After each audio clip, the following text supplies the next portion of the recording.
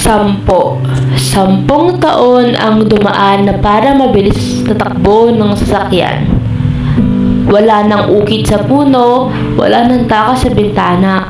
Si Ivory naging isang matagumpay na architect. Mga gusali na ang itinatayo niya, pero hindi niya pa rin maitayo ang sarili niyang puso. Isang gabi, habang malakas ang buhos ng ulan, pumasok siya sa isang maliit na cafe para magpatila.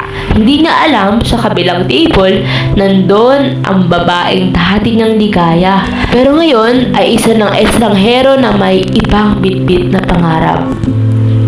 Nakaupo si Ivory, tinitinan ang kanyang mga blueprints. Sa kabilang mesa, dahan-dahang tumayo si Beatrice para kumuha ng tissue. Nagtagpo ang kanilang mga mata. Tumigil ang mundo sa loob ng 5 segundo. Bea? Bea? Trace? Ivory! Oh my God! Ikaw nga! I didn't expect to see you here. Dito ka na ba nakatira sa Manila? Ang huling balita ko, nasa probinsya ka pa raw. Magdadalawang taon na rin ako rito. Peace sa trabaho, marketing film. Ikaw, nakita ko yung mga pangalan mo sa isang magazine last month. Architect Ivory. Natupad mo pala talaga. Natupad ko nga, pero yung bahay na may malaking bintana at garden, hindi ko pa rin magawa. Kasi hindi ko na matandaan kung para kanino ko ba talaga itatayo yun. Maraming nang nagbago, Ivory. Hindi na tayo yung mga bata na tatabo sa ilalim ng mangga. Ang laki na ng mundo, di ba? Sabi ko naman sa iyo noon, ang mga pangarap natin minsan nag-iiba. Nag-iba ba talaga, Bea? O pinilit mo lang ibahin? Minsan, dumadaan pa rin ako doon sa puno natin. Malabo na yung ukit. Halos hindi nang basa yung I plus B. Parang tayo. Nararamdaman ko lang nandun ka, pero hindi nakata mabasa. Bakit pa binabalikan yun? Matagal na natin tinalikuran yun, Ivory. Nung pinili kong huwag kang hintayin sa gate, nung pinili mong hindi na ako i-text, doon palang tinapos natin.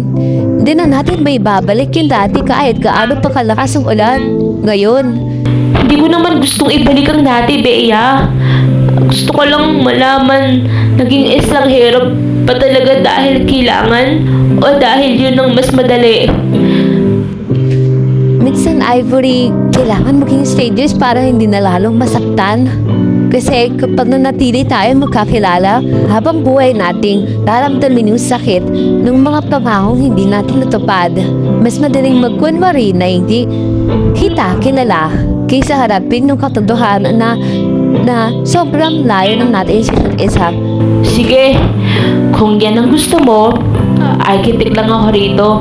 At ikaw ay isang babaeng nakasabay ko lang magpatila ng ulan. Ingat ka, Ivory. Maganda yung mga buildings na ginagawa mo. I'm happy for you. Ang sakit makita, no? 2 taong kabisado ang bawat tunal at bawat tawa ng isa't isa. Pero ngayon, kahit kamusta, ay hindi na mabitawan ng diretsyo. Ang ulan, tumitila rin. Pero, ang distansya ni na Ivory at Beatrice, tila habang buhay na ang ligaya nang inukit sila sa puno. Naging isang katang isip na lang na masarap balikan pero masakit ng panindigan.